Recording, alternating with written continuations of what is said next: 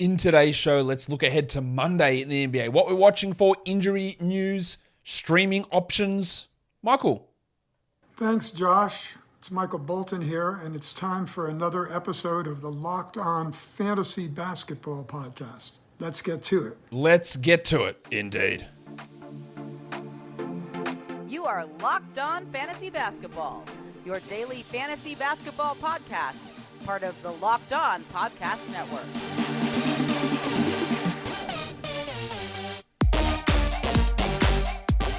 Hello and welcome to the Locked On Fantasy Basketball Podcast, brought to you by Basketball Monster. My name is Josh Lloyd and I am the lead fantasy analyst at basketballmonster.com. And you can find me on Twitter, as always, at redrock_Beeble, on TikTok at redrock_Beeble, on Instagram at Locked On Fantasy Basketball, and Substack, joshloyd48.substack.com. Today's episode is brought to you by LinkedIn. LinkedIn Jobs helps you find the qualified candidates that you want to talk to faster. Post your job for free at linkedin.com/LockedOnNBA. Thank you also for making Locked On Fantasy Basketball your first listen every day. We are free and available on all platforms. We're here to look ahead to the 7 games on Monday, what we're watching for, streaming options. Warnie. Let's get it on, Gilly. Heat and Pacers is the first game of the day. Miami are 2-point favorites in that one. Injury news. Gabe Vincent is out. Chris Duarte is out. And of course, Miami, the league must have told Miami, hey, there's something, you're going to need to do a better job of injury reporting. And they've gone Lakers mode and said, all right, everyone's probable every game. Tyler Hero, probable. Jimmy Butler, probable. Max Strus, probable. Victor Oladipo, probable. Duncan Robinson, probable. Orlando Robinson, probable. What's he probable? What happened there? Anyway, I don't know why he's probable. Dwayne Dedmon, questionable. What are we doing? Why is everyone just being listed? Did they re-sign Orlando? They did. And they cut Drew Smith. So they're doing the two-way dance. Anyway, Orlando Robinson's back with the team. So they're just being idiots. Simple as that. Just being annoying with their injury report. Or someone could say they're being accurate. But there's no chance of these guys sitting. Hero, Butler, Strus, Oladipo. They're going to play. There's no chance of that. For Indiana, as I said, Duarte is out. Daniel Tice is out. No other injury concerns for them at this point. What are we watching for? For the Heat, it is Max Strus in his role because it's been bad lately. It's fallen way off. And that is making him hard to roster. 16 minutes last game against the Spurs. A couple of other sub-25-minute games. He bumped up to 30 minutes in the game that Butler was out. He played 32 the game that Lowry was out. But on a healthy team, and they're not even healthy because Vincent's out, he's just not getting enough playing time. Now, they have a pretty solid enough schedule. They play Monday, they play Thursday, they play Saturday. They've got 4 games in 6 nights. So there is some value in holding on to Struder there, but otherwise, long-term, I don't see it. It's a lot to talk about with Strus. Victor Oladipo, minutes are improving, 19 to 21 to 23. Where does it stop? How high does he get? Can he get to 26? Is that enough? Probably not. I think he needs 30 to be a 12-team league relevant guy, but the minutes are pushing up, and that's what we want to watch. For the Pacers, we want to watch Andrew Nembhard, who since Halliburton has been back, the numbers have dropped off, and that is pretty predictable. But the playing time has been fine. 32 minutes. That's fine. The production's not great. The assists and steals and threes and efficiency is what's going to get him by. I would not drop him at this point. They play Monday, but then they don't play another quality until Sunday. They got Wednesday, Friday, both 10-game days, so you might use him. I would hold. Let's see what happens with his minutes. Let's see what happens with his value. Let's see if Duarte actually returns. I'm holding Nembhard, but I'm not doing the same with Jalen Smith. Now, he could come out and have 15 and 10 with 3 steals, 3 blocks, 3 triples and make me look stupid. But I'm done. 8 weeks through, inconsistency all over the shop. 12 and 13 minutes the last 2 games. His last 4 games, 17, 20, 12 and 13 minutes. Not 20, 17, 28, 12 and 13. And that 28 was a game that Turner was out. No point. Changed my mind, but it's probably not going to be changed in this game. Nets Wizards. The Nets are 6-point favorites in this one. We know that Royce O'Neal, the Basmati man, he is out for a personal issue. Hope everything is okay there. The Nets rested everybody on Saturday. I'm assuming they will all be back. Durant, Irving, Simmons, Harris, Curry, Tony Warren Jr. They should all return. Claxton has missed 2 straight, but Jacques Vaughn said that he expects Claxo to play on Monday. So the value we got from so many players, Day'Ron Sharpe, Markieff Morris, Patty Mills, Ed Sumner, Cam Thomas, all of that, they were great on Saturday. and probably none of them are going to be relevant. Now, we would want to see what happens if Claxton is out, but Simmons will start at center. That would mean Day'Ron Sharpe will be a deeper league stream, or maybe Morris. We want to see what happens with O'Neal out. That will probably be Joe Harris that starts, but it could be Sumner. And we want to watch what Sumner's role is. We want to see if Claxton plays. But realistically, those big performances were a one-off, big rest game for the Nets, and they're just not going to have any relevance. For the Washington Wizards, what we do want to see is whether Monte Morris plays. We know Beal is out, we know Wright is out, we know Hachimura is out, but Monty is questionable. We also had Farton Will Barton. He was questionable. He missed last game. No, you will! No, he's ready to sack that. Run, Will! Give it off quick! Correction, he missed the last two, but he's off the injury report, Barton, so he could be back and ready to go. So what we want to see is what the hell Jordan Goodwin's role is, because Goodwin has played 34 and 38 minutes the last two games. Both of those were without Beal and Barton. One of those was without Morris as well. I think he's worth a grab. He's at least worth a stream. If we can get 30 minutes out of Jordy Goodwin, yeah, that's really valuable. He's clearly ahead of old mate John Davis, and his value only pumps if Morris is out. It pumps up. But if Morris plays, he's still probably a 24-minute-a-night guy. Enough value there in Goodwin. Denny Avdija, I detailed this on the waiver wire show earlier today. No idea why people are dropping him. None whatsoever. His last three games, 39, 40, and 39 minutes. If you're dropping him, I think you're really wrong. It makes no sense to me at all.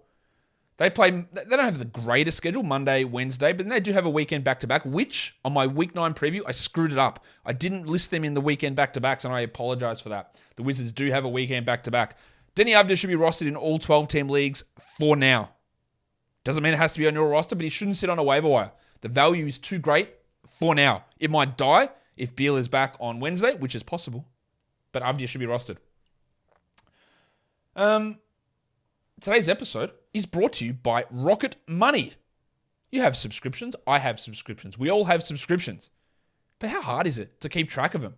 To know which ones we've got, which ones we're paying for, which ones we actually use? Do you remember everything you've got? I definitely don't. And there's an easy way to figure that stuff out now, and that's Rocket Money. It's an app that you get, and it helps to find all of your subscriptions, and it cancels the ones that you don't want, especially those ones that you've doubled up on, like multiple email addresses, same subscription. Oh my God, what a hassle. Rocket Money sorts it all out for you. If you're wasting money on subscriptions, Rocket Money can go in and save you that money. Cancel those subscriptions. It might be an unused Amazon Prime account or a Hulu account that never gets streamed. Rocket Money, formerly known as Truebill, is the app for you. So get rid of useless subscriptions with Rocket Money now. Go to rocketmoney.com/lockedon. Seriously, you can save you hundreds per year. That's rocketmoney.com/lockedon. Let's go to Hawks and Grizzlies. This is a back-to-back, the only back-to-back. Sunday, Monday, it's Atlanta on the back-to-back here against Memphis. We know Johnny Collins is going to be out. We know DeJounte Murray is going to be out. We know Desi Bain is going to be out. But we don't have the Atlanta injury report settled yet for Sunday. Onyeka Okongwu is on that injury report. He is questionable with foot soreness, while DeAndre Hunter is questionable as well with concussion protocol, apparently. I thought he had a hip problem, but now it's a concussion protocol. So we might have Okongwu and Hunter both play Sunday. They might both miss Sunday. They might both miss Monday. And we need to be ready for that. On the Memphis side of things, Steven Adams is the big one. That's important because he sprained his ankle towards the end of their last game on Friday against the Pistons, and we don't have an update as to whether he is available to play. If he is out, then we're firing up Brandon Clark. For the Hawks, I do want to watch AJ Griffin. Yes, the last three games for Griffin have been pretty poor. In fact, he only played 20 minutes last game, which is fewer minutes than he was playing when Hunter, Collins, and Murray were healthy. Because we saw huge minutes rise there for Bogdan Bogdanovic, which was, as old friend Sheev Palpatine would say, a surprise, to be sure, but a welcome one. But is Bogdanovic even going to play on the back-to-back coming off knee surgery? I would suggest not. Making Griffin, especially if Hunter and Murray and Collins are out, have another huge role. Aaron Holiday is also going to be in the mix there, and even Trent Forrest, who played 28 minutes last game, has some value here. But so much of the value for so many of these players. Remember, Forrest was ahead of Aaron Holiday in the rotation the other day, or previously before Forrest suffered his concussion. So we need to be alert to that fact as to the value of Forrest being an option here too. I also want to watch Jalen Johnson, who is getting minutes, but he's been rough. Now, the minutes is the thing that would tip your hand into streaming him in, but just be prepared for some sucky games. For Memphis, I don't think it has much impact for fantasy, but I want to watch Ziaire Williams. He's 2 games returned, 19 and 17 minutes in those games. We want to see him push into 24-25, which will take him to 14-team league value. And there's an option for that to happen. Like David Roddy's getting 15 minutes. He probably doesn't need to get those minutes. Johnny Conchar could lose some minutes to Ziaire as well. So we want to see that. We also want to see Brandon Clark, who, if Adams is out, is going to be a streamable player. We've seen it. He gets the minutes when Adams is out. He's a backup when Adams plays. But this could be an opportunity to actually use Brandon Clark in your lineup. Thunder and the Mavs. The Mavs are 7.5-point favorites. Joshy Green is out. We thought that he was just resting that last game, but he's actually injured. Elbow sprain. Luka missed the game on Saturday. He's probable he'll play. And then Maxi Kleber is dealing with foot soreness. That caused him to miss Saturday's game, but he is still listed questionable for Monday against the Thunder. Kenrich Williams will be out for Oklahoma City as well. What we do want to watch for OKC is Alexei Pokusevski, who, again, we cannot get a tab on. I cannot figure it out. I cannot understand the rotations. He played 34 minutes last game after playing 18, 20, 13, and 21 of the 4 prior games. So it's all over the shop. It doesn't even matter. Like, starting doesn't even tell us anything. He starts, he might play 9 minutes, he might play 20 minutes, he might play 35 minutes. We got no idea. The potential is clearly there. I would rather take the chance on Pokusevski than on the boringness of Jeremiah Robinson-Earl. But if you want safety, then Robinson-Earl is the safety guy there. But Poku? Ugh, that sounds gross. Poku has the much higher upside, and we want to watch what the hell happens. Also, Josh Giddey, who, like Pokusevski, his minutes are unpredictable. Look at this, 28-28, 33-33, 28-27, and then 38.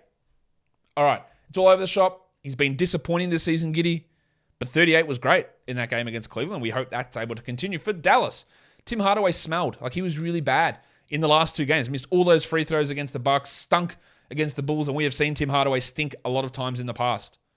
And the hot streak is over. I don't mind a drop. If I did have him, I would hold him just because he's on my roster already, and dropping him and adding someone wastes a waiver transaction. He's there for Monday, but then they play Wednesday, Friday. So if you want to drop Tim if he stinks again, go ahead. That is the duality of Tim Hardaway Jr. I also want to watch Jaden Hardy, who can be an interesting scorer. Played 23 minutes in that game against the Bulls, but remember, there was a lot of players out. What I want to see is whether he can stick in the rotation, or does it go to Kemba Walker, who didn't do anything to make me suggest he's a 12-team league guy. Like, none at all. And there are people watching this show. I know you're there. You are rostering him in a 12-team league, aren't you, Kemba Walker? You're rostering him. Admit it. You are rostering him. Don't. Please don't. You don't need to. I mean, do it. It's your team, whatever.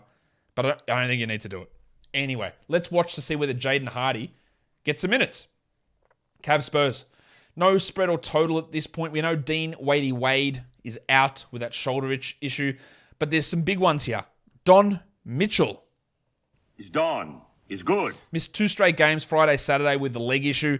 When he is out, then we do fire up Dracaris LeVert.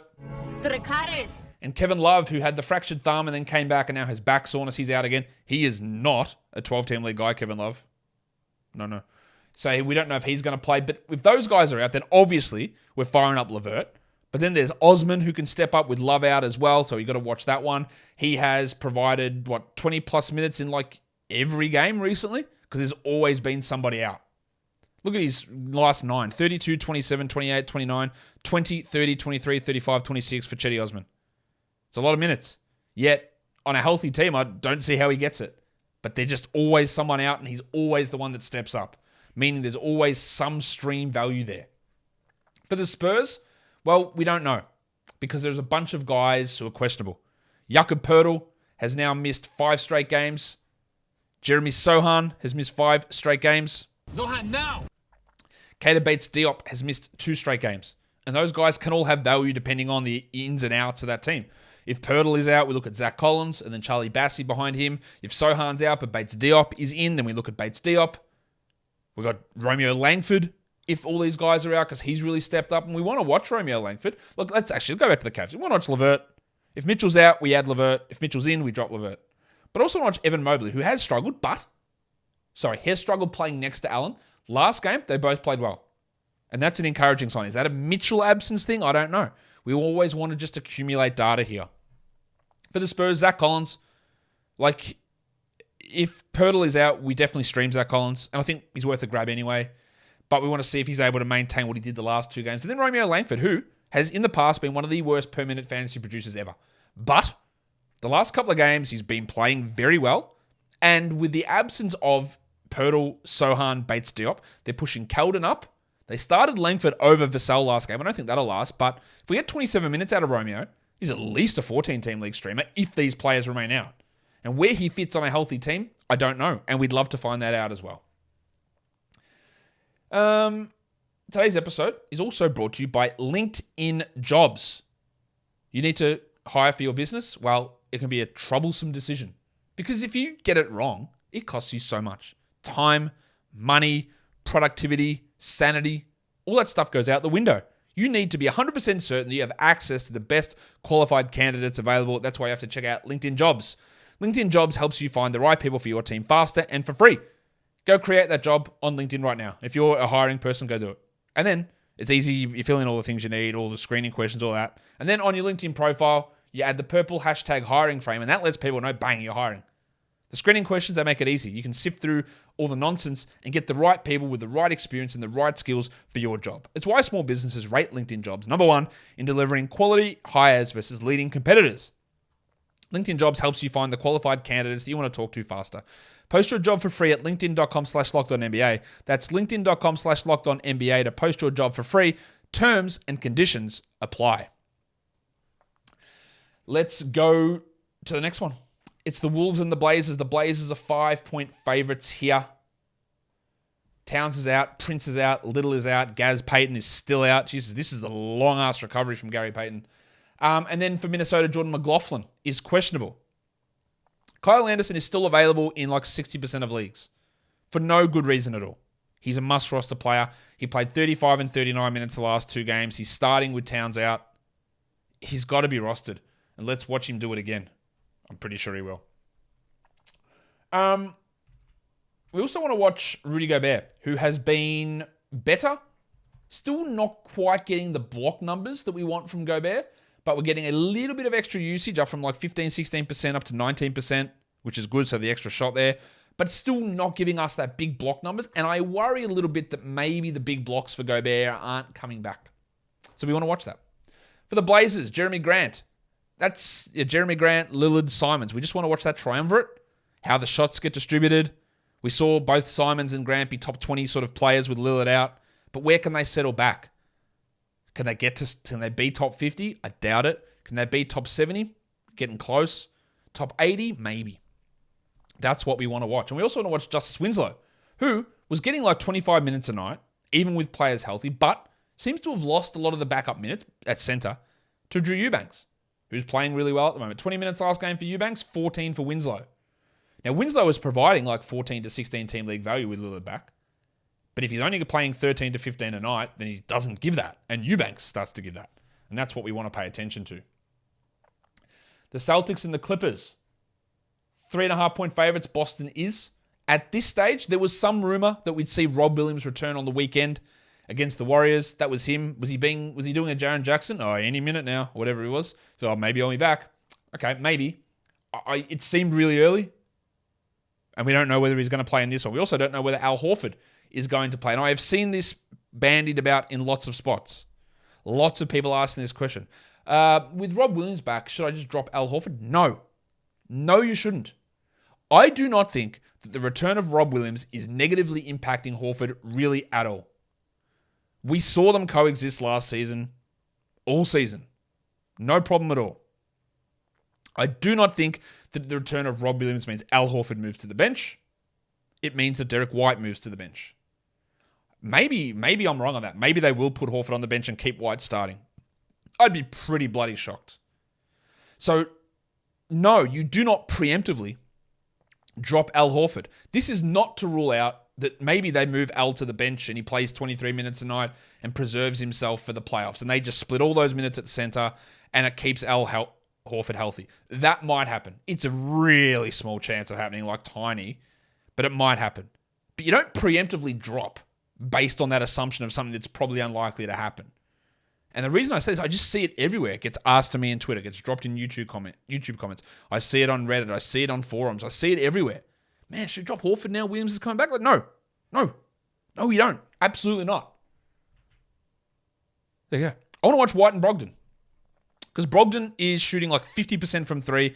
And let me assure you of something, it is going to drop and he is going to lose value. Him and White are both going to lose value when the Rock DJ returns as well. And I think both of them won't be 12-team league guys as we move forward. When we hit January, we'll have White and Brogdon floating on waiver wires. That is my prediction for those guys. Now, you don't have to drop them just yet. I think White might be able to go, but I think it's going to happen really soon. And for the Clippers, Kawhi top 50 over the last week, and he's still nowhere near back to his best. This is what we sort of hoped for when we drafted him, that on a per-game basis, he'd get to be quite good, especially second half of the season. We've played 30 minutes in the last 2 games. It's really encouraging. He's going to miss all back-to-backs. We know this.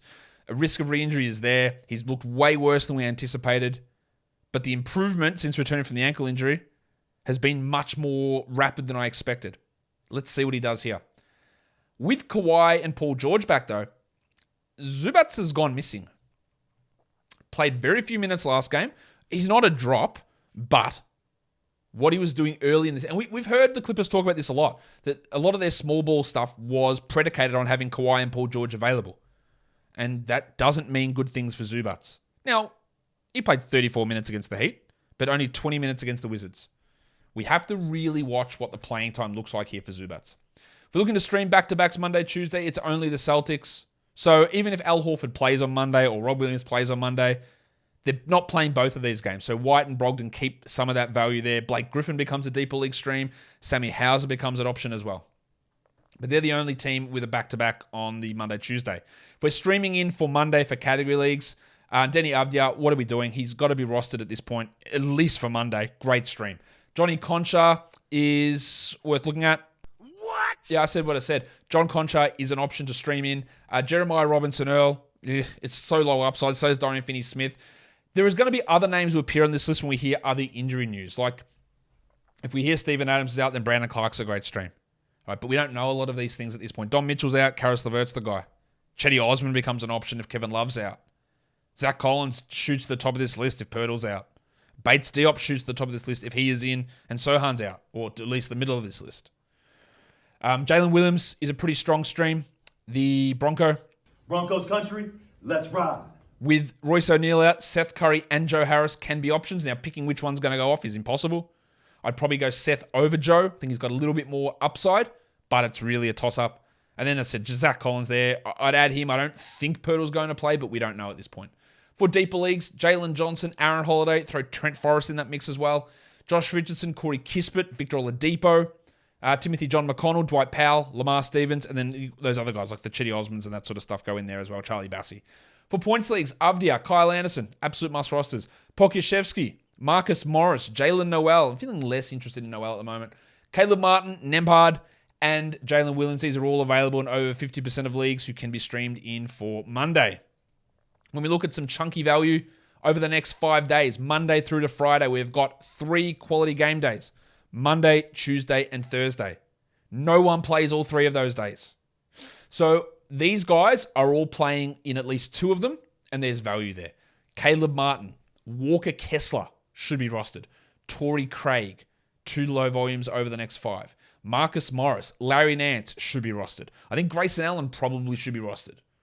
John Concha, borderline, but 2 quality games is good.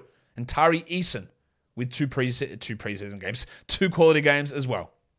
If we just look at overall volume over the next 5 days, the one guy who absolutely stands out who should be rostered is Kyle Anderson. 3 games over the next 5 nights, tremendous value. You start him even on high volume days. It's great value. And then there's a bunch of these guys that if you're looking to maximize acquisitions, over the next 5 days, they play 3 games. Some of them are on high volume days, yes, so you might not start them, but you might. It depends on your team, but they're worth looking at. Malik Monk, Caleb Martin, all these guys play 3 over the next 5. Monk, Caleb Martin, Pokuševski, Robinson Earl, Marcus Morris, Luguentz Dort, and Jalen Williams. You'll see a lot of Thunder guys there. I wouldn't add all the Thunder guys because it's going to be a mess, as it always is, but they are all options to add over the next 5 days. Or for Monday for the next 5-day stretch after that. That'll do it for me today. Don't forget to follow this podcast on Apple Podcasts, Google Podcasts, Stitcher, Spotify, and on Odyssey. If you're here on YouTube, you know what to do. You thumb it up. You leave those comments down below, guys. We are done here. Thank you so much for listening, everyone. See ya.